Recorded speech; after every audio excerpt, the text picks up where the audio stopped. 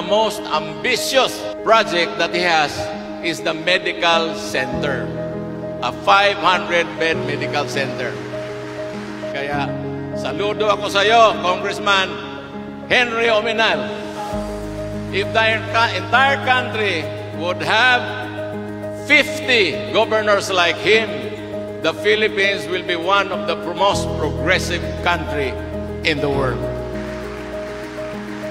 That is a testament of how good a manager he is. He has managed the resources of the province to the best of his ability. Kaya nakakaingit kayo, taga Misamis Occidental.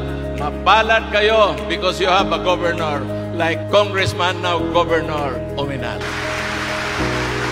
They say that great leaders are judged by history.